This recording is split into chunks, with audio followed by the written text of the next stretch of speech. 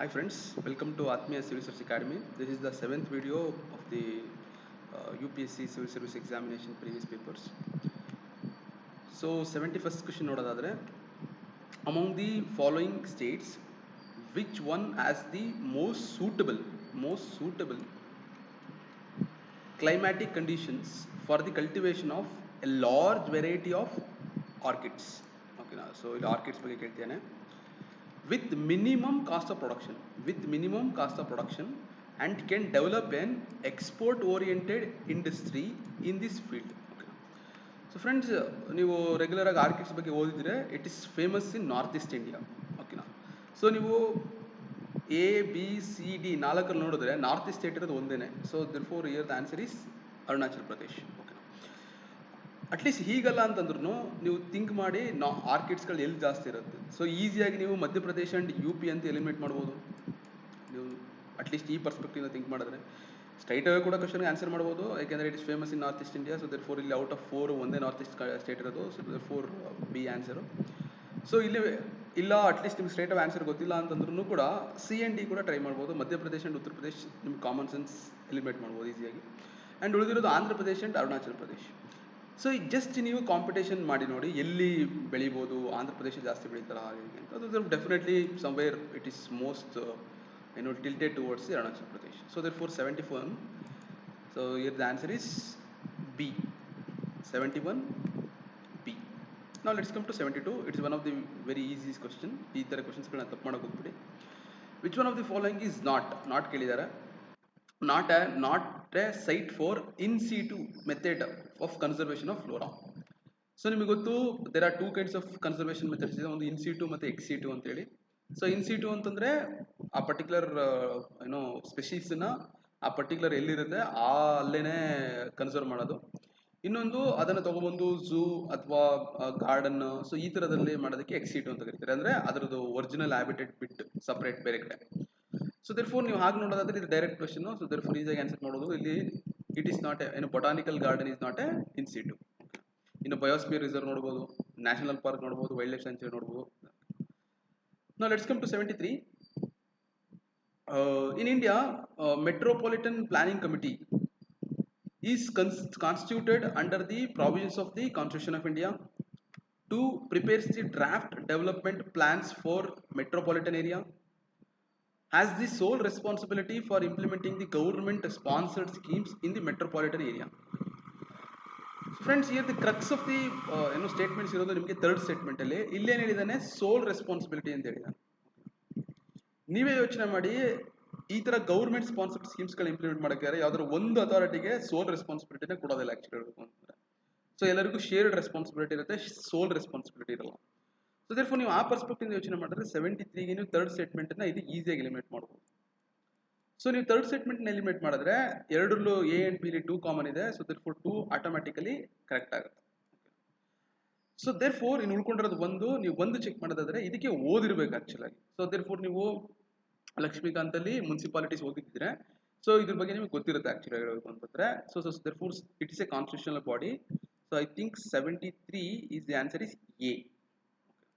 So ಇದಕ್ಕೆ ಓದಿರ್ಬೇಕು. ಸ್ವಲ್ಪ ಗೆಸ್ ಮಾಡೋದು ಕಷ್ಟ ಫಸ್ಟ್ ಸ್ಟೇಟ್ಮೆಂಟ್ನ, ಬಟ್ ಓದಿದ್ರೆ ಗೊತ್ತಿರುತ್ತೆ. ಸೊ ಇದೇ ಕ್ವಶನ್ ಅಲ್ಲಿ ಇದೇ ತರದ 2 ಡಿಸ್ಟ್ರಿಕ್ಟ್ ಪ್ಲಾನಿಂಗ್ ಕಮಿಟಿ ಕೂಡ ಕೇಳಿದೆ ಹಿಂದೆ, ನೀವು ಅಬ್ಸರ್ವ್ ಮಾಡಿರ್ಬೇಕು ಆಕ್ಚುಲಿ ಹೇಳಬೇಕು ಅಂದ್ರೆ. ಸೊ ಹಾಗಾಗಿ ತುಂಬಾ ಕೇರ್ಫುಲ್ ಆಗಿರಿ, ಓಕೆನಾ. ಸೊ ಹಾಗಾಗಿ ಸ್ವಲ್ಪ ಓದಿ. Next 74. So again it's A polity question. What is the difference between vote on account and interim budget? So interim budget vote on account ಏನು ಡಿಫರೆನ್ಸ್ ಅಂತ ಕೇಳ್ತೇನೆ. First statement, the provision of vote on account is used by regular government, while an interim budget is a provision used by a caretaker government. So therefore ನಿಮಗೆ regular government, caretaker government ಅಂದ್ರೆ ಇಲ್ಲಿ ಗೊತ್ತಿರಬೇಕು. Second statement, a vote on account only, so keep it in mind, ಇಲ್ಲಿ only ಅಂತ ಕೊಟ್ಟಿದ್ದಾನೆ, deals with the expenditure in government's budget, ಅಂದ್ರೆ government budget ಅಲ್ಲಿ expenditure ಮಾತ್ರ ಡೀಲ್ ಮಾಡುತ್ತಂತೆ. while an interim budget includes both expenditure and receipts. So therefore ಇಲ್ಲಿ budget ಅನ್ನ ಹೊರಡಿದ್ದಾದ್ರೆ, ಸೊ ದೇರ್ಫೋರ್ ನಿಮ್ಗೆ ನೆನ್ಪಿಟ್ಕೊಳ್ಳಿ, ಬಜೆಟ್ ಅಂದ್ರೆ ಯಾವತ್ತು ಎಕ್ಸ್ಪೆಂಡಿಚರ್ ಅಂಡ್ ರೆಸಿಪ್ಟ್ಸ್ ಇದ್ದೇ ಇರುತ್ತೆ. ಓಕೆನಾ. So therefore in second statement, second part of the statement correct ಇದೆ ನಿಮ್ಮ ನಾರ್ಮಲ್ ಕಾಮನ್ ಸೆನ್ಸ್ ಯೋಚನೆ ಮಾಡಿದ್ರೆ. ಬಟ್ ಇಲ್ಲಿ ನೀವು ಫಸ್ಟ್ ಪಾರ್ಟ್ ಬಗ್ಗೆ ಗೆಸ್ ಮಾಡಬೇಕು ಅಂತಂದ್ರೆ ಸೊ ನೀವು ಡೆಫಿನೆಟ್ಲಿ ನಿಮಗೆ ವೋಟ್ ಆನ್ ಅಕೌಂಟ್ ಅಂದ್ರೆ ಏನಂತ ಗೊತ್ತಿರಬೇಕು. ಓಕೆನಾ.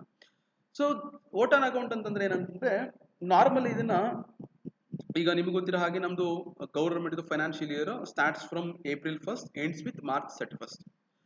ಸೊ ಬಟ್ ನೀವು ನೋಡಿರೋ ಹಾಗೆ ನಾವೇನ್ ಬಜೆಟ್ ಪಾಸ್ ಮಾಡ್ತೀವಿ ಅದು in between the financial year ಬರುತ್ತೆ. ಓಕೆನಾ. But we have A provision like consolidate fund of India without parliamentary approval ಇಲ್ಲದೆ ಅಥವಾ ಅಪ್ರೋಪ್ರಿಯೇಷನ್ ಬಿಲ್ ಇಲ್ಲದೆ ಅಥವಾ ಅಪ್ರೋಪ್ರಿಯೇಷನ್ ಆಕ್ಟ್ ಇಲ್ಲದೆ ₹1 ಕೂಡ ನಾವು ಕನ್ಸಾಲಿಡೇಟ್ ಫಂಡ್ ಆಫ್ ಇಂಡಿಯಾ ತಗೊಳಕಾಗೋದಿಲ್ಲ. ಸೊ ದೇರ್ ಫೋರ್ ನಾವು ಅಪ್ರೋಪ್ರಿಯೇಷನ್ ಬಿಲ್ ಪಾಸ್ ಮಾಡಬೇಕು ಅಂದ್ರೆ ಫಸ್ಟ್ ಬಜೆಟ್ ಪಾಸ್ ಮಾಡಬೇಕು. ಬಜೆಟ್ ಪಾಸ್ ಮಾಡಬೇಕು ಅಂತಂದ್ರೆ ಅದು in between the financial year ಬರುತ್ತೆ. ಅಂದ್ರೆ ನಾರ್ಮಲಿ March 31st ಒಳಗಡೆ ಬಜೆಟ್ ಪಾಸ್ ಆಗಿದ್ರೆ April 1st ಇಂದ ಆರಾಮಾಗಿ ಅಮೌಂಟ್ ನ ಕನ್ಸಾಲಿಡೇಟ್ ಫಂಡ್ ಆಫ್ ಇಂಡಿಯಾ ತಗೋಬೋದಿತ್ತು. ಬಟ್ ಇಲ್ಲಿ ಅನ್ಫಾರ್ಚುನೇಟ್ಲಿ ಏನಾಗ್ತಿದೆ ಬಜೆಟ್ April 1st ಆದ್ರೂ ಪಾಸ್ ಆಗಿರಲ್ಲ. ಓಕೆನಾ. ಸೊ ಅದಕ್ಕೆ ಏನ್ ಮಾಡ್ತಾರೆ ಬಜೆಟ್ ಪಾಸ್ ಆಗೋ ತನಕ ಏನ್ ಅಮೌಂಟ್ ಬೇಕೋ ಅದನ್ನ ನಿಮ್ಗೆ ಕೊಡ್ತಾರೆ. ಓಕೆನಾ. ಅದನ್ನ ಏನಂತ ಕರೀತಾರೆ ನಿಮ್ಗೆ ವೋಟ್ ಆನ್ ಅಕೌಂಟ್ ಅಂತ ಕರೀತಾರೆ. ಸೊ ದೇರ್ ಫೋರ್ ಅಲ್ಲಿ ಎಕ್ಸ್ಪೆಂಡಿಚರ್ ಮಾತ್ರ ಇರುತ್ತೆ ಆಕ್ಚುಲಿ ಹೇಳ್ಬೇಕು ಅಂತಂದ್ರೆ. ಓಕೆನಾ. So therefore here second statement is a right statement. So friends vote on account ಅಂದ್ರೆ ಡೀಟೇಲ್ಡ್ ಆಗಿ ಓದಿ. ಓಕೆನಾ. Then here the provision of a vote on account is used by a regular government while an interim budget is a provision used by a caretaker government. ಇಲ್ಲಿ ಈ ತರ ಎಲ್ಲ ಏನಿಲ್ಲ actually ಹೇಳ್ಬೇಕು ಅಂತಂದ್ರೆ. ಸೊ ನಾ ಆಲ್ರೆಡಿ ಹೇಳಿದ್ನಲ್ಲ ವೋಟ್ ಆನ್ ಅಕೌಂಟ್ ಏನಕ್ಕೆ ಯೂಸ್ ಮಾಡ್ತಾರೆ ಫೈನಾನ್ಷಿಯಲ್ ಇಯರ್ ಎಂಡ್ ಆಗೋದ್ರೊಳಗಡೆ ಬಜೆಟ್ ಪಾಸ್ ಆಗ್ಲಿಲ್ಲ ಅಂತಂದ್ರೆ ಓಕೆನಾ ಅವಾಗ ವೋಟ್ ಆನ್ ಅಕೌಂಟ್ ಅನ್ನ ಮಾಡ್ತಾರೆ. ಓಕೆನಾ. ಸೊ ದೇರ್ ಫೋರ್ ಈ regular government caretaker government ಆ ತರ ಎಲ್ಲ ಏನಿಲ್ಲ ಆಕ್ಚುಲಿ. ಓಕೆನಾ. ಈವನ್ ಕೇರ್ ಟೇಕರ್ ಗವರ್ಮೆಂಟ್ ಕೂಡ ಬಜೆಟ್ ಮಾಡಬಹುದು. There is no problem with that. And sometimes ಬೇರೆ ತರ ಸ್ಟೇಟ್ಮೆಂಟ್ಸ್ ಕೇಳಬಹುದು ಇದಿಲ್ಲ ಆಕ್ಚುಲಿ. ಓಕೆನಾ. For example vote on account ನ ಎವ್ರಿ ಇಯರ್ ಮಾಡ್ತಾರೆ, ಇಂಟ್ರೀಮ್ ಬಜೆಟ್ ನ 5 years ಒಂದ್ಸಲ ಮಾಡ್ತಾರೆ. ಈ ತರ ಕೂಡ ಸ್ಟೇಟ್ಮೆಂಟ್ ಕೇಳಬಹುದು. ಬಟ್ ಫ್ರೆಂಡ್ಸ್ ಅರ್ಥ ಮಾಡ್ಕೊಳ್ಳಿ, ವೋಟ್ ಆನ್ ಅಕೌಂಟ್ ಮಾಡೋದು ನಾನು ಆಲ್ರೆಡಿ ಹೇಳಿದೀನಿ ಫೈನಾನ್ಷಿಯಲ್ ಇಯರ್ ಎಂಡ್ ಆಗೋದ್ರೊಳಗಡೆ ನಮಗೆ ಬಜೆಟ್ ಪಾಸ್ ಆಗ್ಲಿಲ್ಲ ಅಂತಂದ್ರೆ ಅವಾಗ ಮಾತ್ರ ಮಾಡೋದು. ಈಗ ಫಾರ್ ಎಕ್ಸಾಂಪಲ್ ಲಾಸ್ಟ್ 3 years ನೀವು ನೋಡಿದ್ರೆ ವೋಟ್ ಆನ್ ಅಕೌಂಟ್ ಅನ್ನ ಮಾಡ್ತಿಲ್ಲ. ಏನಕ್ಕೆ ಅಂತಂದ್ರೆ ಫೈನಾನ್ಷಿಯಲ್ ಇಯರ್ ಎಂಡ್ ಅಂದ್ರೆ March 31st ಒಳಗಡೆ ಬಜೆಟ್ ಪಾಸ್ ಮಾಡ್ಕೋತಿದ್ದಾರೆ. So therefore March 31st ಒಳಗಡೆ ಬಜೆಟ್ ಆಯ್ತು ಅಂತಂದ್ರೆ there is no need of a vote on account. So therefore every year wrong statement ಆಗುತ್ತೆ. ಸೆಕೆಂಡ್, ಇಂಟ್ರಿ ಬಜೆಟ್ ನ 5 years ಒಂದ್ಸಲ ಮಾಡ್ತಾರೆ. ಬಟ್ ಅಫ್ಕೋರ್ಸ್ ಸಮ್ವೇರ್ ನಿಮಗೆ normally interim budget ಮಾಡೋದು election year ಅಲ್ಲಿ ಜನರಲ್ ಎಲೆಕ್ಷನ್ಸ್ ಇರುತ್ತಲ್ಲ ಆ ಇಯರ್ಲಿ ಮಾಡ್ತಾರೆ. ನೀವು ಲಾಸ್ಟ್ ಒಂದು 4 ಜನರಲ್ ಎಲೆಕ್ಷನ್ಸ್ ನೋಡಿದ್ರೆ ಎಲ್ಲರೂ ಆಲ್ಮೋಸ್ಟ್ ಎಲ್ಲ 5 years ಆಗಿದೆ. ಓಕೆನಾ. ಫ್ರಮ್ 2004 to 2008, 2003 to 2008, 2008 to 2013 ಅಥವಾ 14 to 19 and 19. ಓಕೆನಾ. ಎಲ್ಲ 5 years ಆಗಿದೆ. ಸೊ ದೇರ್ ಫೋರ್ ಎಲ್ಲ ಇಂಟ್ರಿ ಬಜೆಟ್ಗಳು 5 ಆಗಿದೆ. ಓಕೆನಾ. 5 years ಅಂತಾನೆ ಹೇಳ್ಬೋದು ನೀವು. But here the important point is interim budget ಯಾವಾಗ ಮಾಡ್ತಾರೆ ಅಂತಂದ್ರೆ the term of the current government, keep it in mind, the term of the current government is in between the financial years. Okay na, the term of the current government in between the financial year ಒಳಗಡೆ. ಈಗ for example ಈಗ last 2019 Lok Sabha ನೋಡೋದಾದ್ರೆ ಅದ್ರ term end ಆಗೋದು ನಿಮಗೆ ಮೇಗೆ.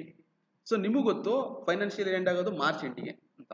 So therefore ಈ ತರ situations ಇದ್ದಾಗ ಮಾತ್ರ ಇಂಟ್ರಿ ಬಜೆಟ್ ಮಾಡ್ತಾರೆ. ಅಂದ್ರೆ ಆ ಮಾರ್ಚ್ ಇಂದ ಮೇಗೆ ಏನ್ ಬೇಕು ನಿಮ್ಗೆ ಬಜೆಟ್ ಅದನ್ನ ಏನಂತ ಕರೀತಾರೆ ಇಂಟ್ರಿಮ್ ಬಜೆಟ್ ಅಂತ. ಸೊ ದೇರ್ ಫೋರ್ ಓದಿ ವೋಟ್ ಆನ್ ಅಕೌಂಟ್ ಅಂದ್ರೆ ಇಂಟ್ರಿಮ್ ಬಜೆಟ್ ಅಂದ್ರೆ ಅಂತ it is very simple things. So therefore here the answer is I think B. ಯಾಕಂದ್ರೆ ಫಸ್ಟ್ ಸ್ಟೇಟ್ಮೆಂಟ್ ರಾಂಗ್ ಇದೆ. 74 B. 74 B. Now let's come to 75. Regarding the International Monetary Fund, which one of the following statement is correct?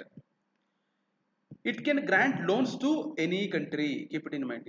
Any country and it can grant loans to only developed countries. C. It can grant loans to only member countries. D. It can grant loans to the central banks. Okay, na central banks ಕೊಡ್ತೀನಿ ಅಂತ ಹೇಳ್ತೀನಿ. So there four ನೀವು out of 4 statements ನೋಡಿದ್ರೆ ಇಲ್ಲಿ B statement ನ ನೀವು ಇಲ್ಲಿ ಈಸಿಯಾಗಿ ಎಲಿಮಿನೇಟ್ ಮಾಡಬಹುದು. ಓಕೆನಾ. ಏನಕ್ಕೆ ಅಂದ್ರೆ ಇಲ್ಲಿ ಡೆವಲಪ್ಡ್ ಕಂಟ್ರೀಸ್ ಅಂತ ಹೇಳಿದ್ದಾನೆ. ಸೊ ಈ ತರ ಡೆವಲಪ್ಡ್ ಕಂಟ್ರೀಸ್ ಗಳಿಗೆ ಲೋನು ಈ ತರದೆಲ್ಲ ನಿಮ್ಗೆ ನಾರ್ಮಲಿ ಡೆವಲಪಿಂಗ್ ಅಂದಿದ್ರೆ ಓಕೆ ಒಂದ್ ಪಕ್ಷ ಥಿಂಕ್ ಮಾಡಬಹುದು. ಬಟ್ ಇಲ್ಲಿ ಡೆವಲಪ್ಡ್ ಕಂಟ್ರೀಸ್ ಅಂತ ಹೇಳಿದ್ದಾನೆ. ಓಕೆನಾ. ಸೊ ದೇರ್ ಫೋರ್ ನೀವು ಹಾಗಾಗಿ ಈಸಿಯಾಗಿ ಎಲಿಮಿನೇಟ್ ಮಾಡಬಹುದು. ಅಂಡ್ ಸೆಕೆಂಡ್ ಪರ್ಸ್ಪೆಕ್ಟಿವ್ ಏನಂತಂದ್ರೆ ಇದು ವರ್ಲ್ಡ್ ಬ್ಯಾಂಕ್ ಅಲ್ಲಿ ಈ ತರ ಬರುತ್ತೆ ಡೆವಲಪಿಂಗ್ ಡೆವಲಪ್ಡ್ ಅಂತ. ಈ ಇಂಟರ್ನ್ಯಾಷನಲ್ ಮಾನಿಟರಿ ಫಂಡ್ ಅಲ್ಲಿ ಅದರೆಲ್ಲ ಬರಲ್ಲ. International monetary fund primary function ಏನಂತಂದ್ರೆ ಯಾವುದೇ ಕಂಟ್ರಿ ಬ್ಯಾಲೆನ್ಸ್ ಆಫ್ ಕ್ರೈಸಿಸ್ಗೆ ಆದಾಗ ಅದಕ್ಕೆ ಏನ್ ಲೋನ್ಸ್ ಬೇಕು ಆ ಬ್ಯಾಲೆನ್ಸ್ ಆಫ್ ಕ್ರೈಸಿಸ್ ಇಂದ ಬ್ಯಾಲೆನ್ಸ್ ಆಫ್ ಪೇಮೆಂಟ್ ಕ್ರೈಸಿಸ್ ಇಂದ ಹೊರಗಡೆ ಬರೋದಕ್ಕೆ ಆ ತರ ಲೋನ್ಸ್ ನ ಏನು IMF ಕೊಡುತ್ತೆ. ಓಕೆನಾ. ಸೊ ದೇರ್ಫೋರ್ ಇಲ್ಲಿ ಬಿ ನಿಮ್ಗೆ ಈಸಿಯಾಗಿ ಎಲಿಮಿನೇಟ್ ಮಾಡ್ಬೋದು. ಓಕೆನಾ. ಅಂಡ್ ಎ ನೀವು ಕಾಮನ್ ಸೆನ್ಸ್ ಇಲ್ಲಿ ಯೂಸ್ ಮಾಡಬೇಕಾಗತ್ತೆ. It can grant loans to any country.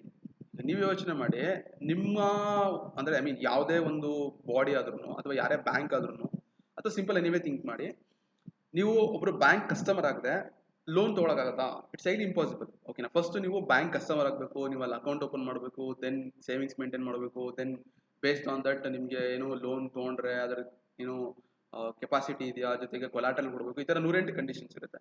So ನೀವು ಈ ತರ ಯೋಚನೆ ಮಾಡಿದ್ರೆ ಯಾವುದೇ ಒಂದು ರಿಲೇಶನ್ಶಿಪ್ ಇಲ್ಲದೆ ಇರೋ ಕಂಟ್ರೀಸ್ಗಳಿಗೆ ಅಥವಾ ಯಾವುದೇ ರಿಲೇಶನ್ಶಿಪ್ ಇರೋ ಕಸ್ಟಮರ್ಸ್ಗಳಿಗೆ ಯಾರೇ ಆದ್ರೂ ಕೂಡ ಲೋನ್ ಕೊಡಕ್ಕೆ ಸಾಧ್ಯ ಇಲ್ಲ. ಸೊ ದೇರ್ ಫೋರ್ ಇಲ್ಲೇನು ಹೇಳ್ತೇನೆ, ಎನಿ ಕಂಟ್ರಿ ಸಾಧ್ಯ ಇಲ್ಲ. ಓಕೆನಾ. ಸೊ ಇದನ್ನು ಕೂಡ ನೀವು ಈಸಿಯಾಗಿ ಎಲಿಮಿನೇಟ್ ಮಾಡ್ಬೋದು. ಸೊ ನೀವು ಅದೇ ಪರ್ಸ್ಪೆಕ್ಟಿವ್ ನೋಡೋದಾದ್ರೆ ಸಿ ಸಂವೇರ್ ನಿಮ್ಗೆ ಕರೆಕ್ಟ್ ಅನ್ಸುತ್ತೆ, ಯಾಕಂದ್ರೆ ಅಲ್ಲಿ ಓನ್ಲಿ ಮೆಂಬರ್ ಕಂಟ್ರೀಸ್ ಅಂತ ಹೇಳಿದಾನೆ. ನೀವು ರಾಂಗ್ ಅನ್ನೋದಾದ್ರೆ ಸಿ ಅಲ್ಲಿ ರೈಟ್ ಆಗುತ್ತೆ. ಓಕೆನಾ.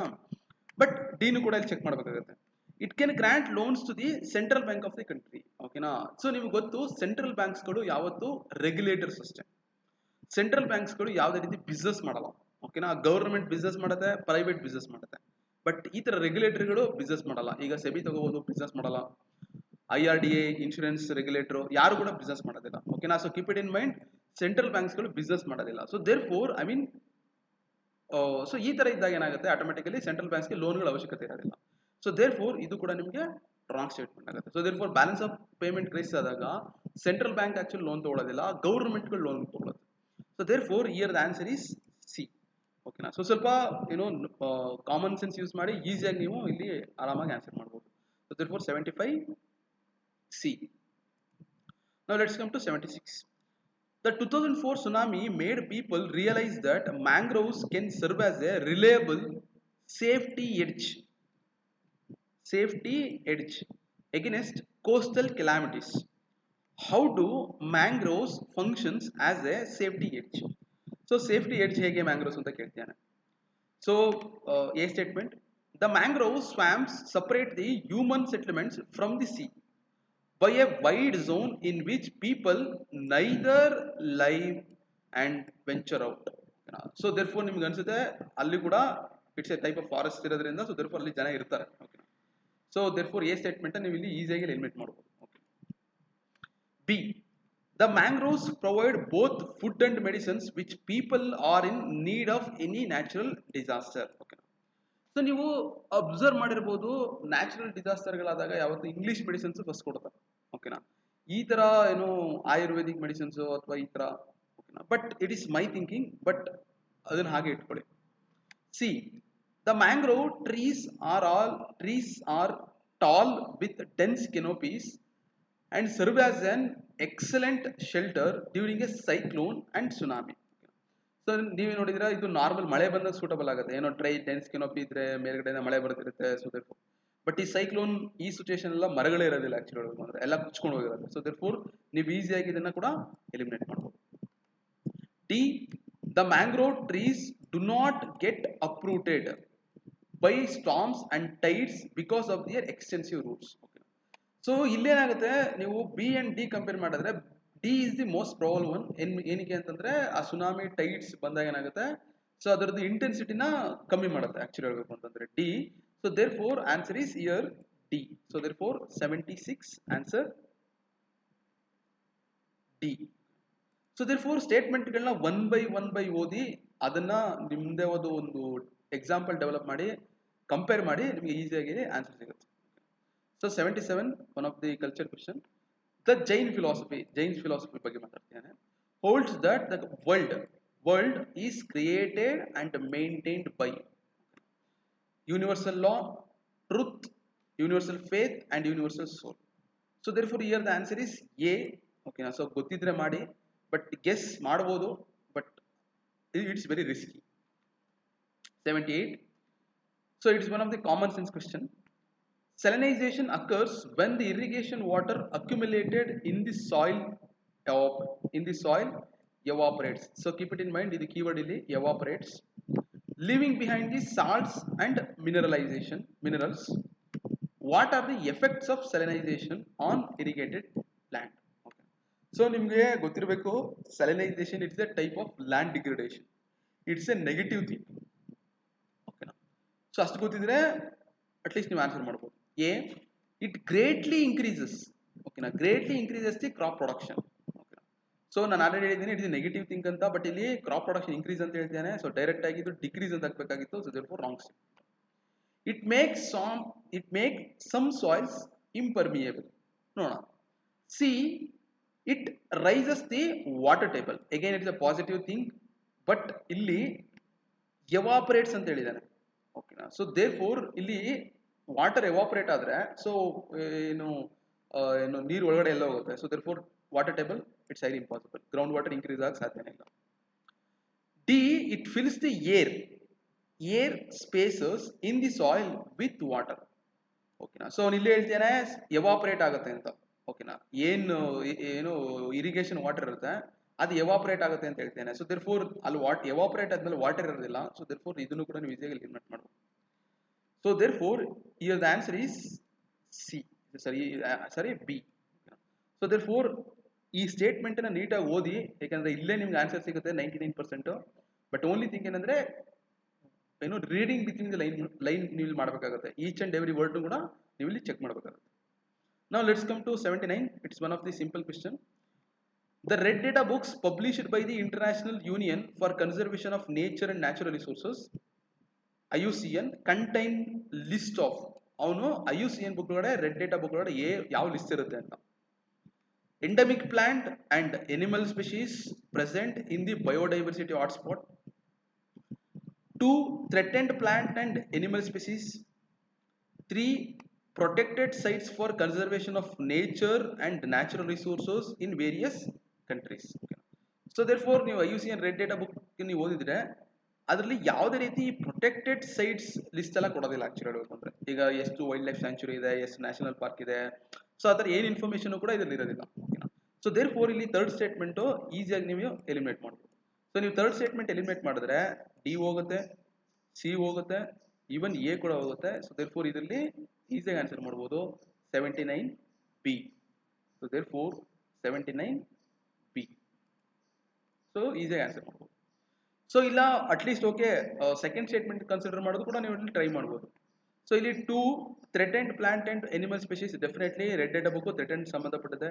ಸೊ ದೇರ್ಫೋರ್ ನೀವು ಇಲ್ಲಿ 3 ಎಲಿಮಿನೇಟ್ ಮಾಡ್ಬೋದು ಅಂಡ್ ಡಿ ಎಲಿಮಿನೇಟ್ ಮಾಡ್ಬೋದು ಅಂಡ್ ಇವನ್ ಎ ಕೂಡ ಎಲಿಮಿನೇಟ್ ಮಾಡ್ಬೋದು, ಯಾಕಂದ್ರೆ ಎರಡರಲ್ಲೂ 2 ಇಲ್ಲ.